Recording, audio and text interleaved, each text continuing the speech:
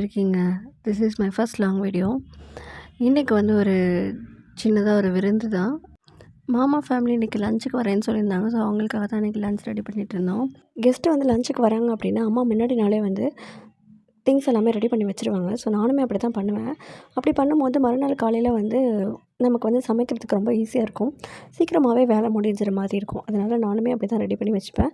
Mostly வந்து தனியாக வந்து சமைக்கிறவங்க, தனியாக மேனேஜ் பண்ணிக்கிறவங்க இந்த மாதிரி வந்து பண்ணுறது ரொம்ப ஈஸியாக இருக்கும். முன்னாடி நாளே அதுக்கான ப்ரிப்பேரிங்லாம் எல்லாமே பண்ணிவிட்டு மறுநாள் காலையில் செய்யும்போது அது வந்து ரொம்ப ஈஸியாக இருக்கும்.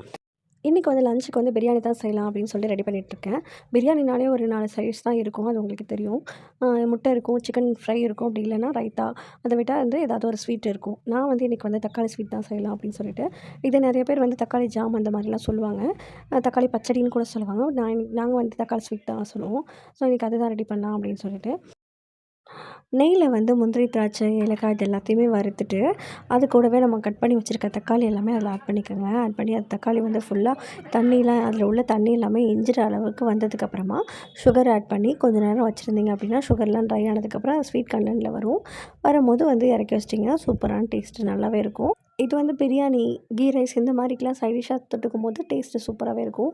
எங்கள் வீட்டு சைடில் அம்மா, சிஸ்டர்ஸ் எல்லாருமே வந்து நாங்கள் எல்லாருமே வந்து இது இல்லைன்னா வந்து ஸ்வீட்ஸ் இல்லைன்னா வந்து சாப்பிடவே மாட்டோம் சுத்தமாக. சம்டைம்ஸ் வந்து தக்காளி அப்படி இல்லைன்னா வந்து பீட்ரூட், கேரட் அந்த மாதிரிலாம் ட்ரை பண்ணும்போது இன்னும் டேஸ்ட்டு சூப்பராகவே இருக்கும். நீங்கள் ஸ்வீட் செய்யும்போது அதோட பச்சை வாசம் போகிற வரைக்கும் நல்லா வதக்கிக்கோங்க. அப்படி இல்லைன்னா வந்து உங்களுக்கு அந்த தக்காளியோட ஸ்மெல் வந்து இருந்துகிட்டே இருக்கும்.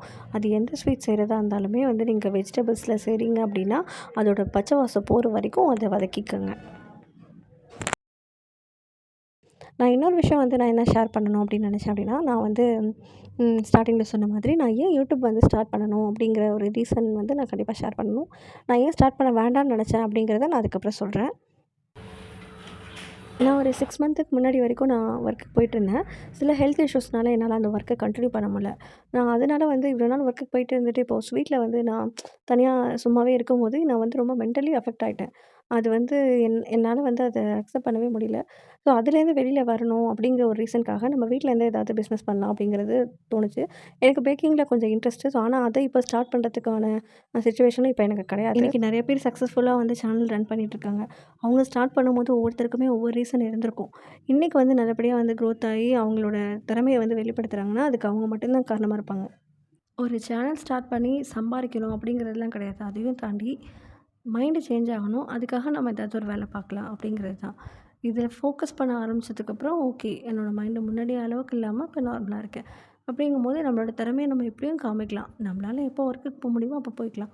பட் அது வரைக்கும் நம்ம வந்து நம்மளோட திறமையை எப்படியும் காமிக்கலாம் அப்படிங்கிற ஒரு ரீசனுக்காக தான் நான் இதை ஸ்டார்ட் பண்ணேன். நான் ஏன் ஸ்டார்ட் பண்ண வேண்டாம் அப்படின்னு நினச்சேங்கிறதையும் கண்டிப்பாக நான் ஷேர் பண்ணிக்கிறேன்.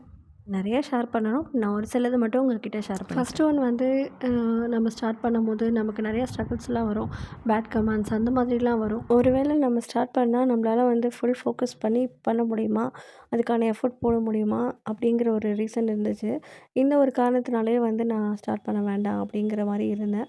சரி இருந்தாலும் வந்து நம்ம நினைக்கிறத நம்ம செஞ்சிடணும். நம்ம வந்து ஒரு முயற்சி தான் பண்ணுறோம்.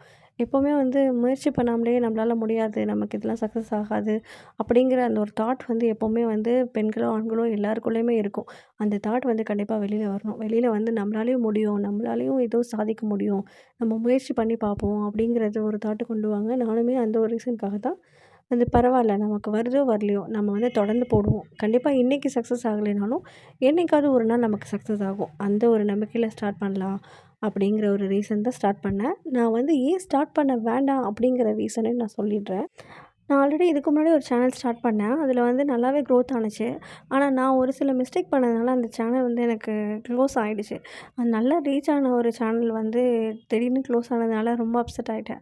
திரும்ப வந்து சேனல் ஓப்பன் பண்ணவே கூடாதுன்னு நினச்சேன். சரி பரவாயில்ல, அதில் வந்து பண்ண தப்ப இதில் நம்ம மாற்றிட்டு நம்ம பண்ணுவோம் அப்படிங்கிற ஒரு ரீசனுக்காக தான் நான் வந்து இப்போ வந்து கரெக்டாக போட்டுட்ருக்கேன். நான் வந்து அதில் என்னென்ன மிஸ்டேக் பண்ணேன், எதனால் வந்து அக்கௌண்ட் க்ளோஸ் ஆனுச்சுங்கிறத வந்து நான் நெக்ஸ்ட் ஒரு வீடியோவில் வந்து நான் டீட்டெயிலாக கண்டிப்பாக சொல்கிறேன்.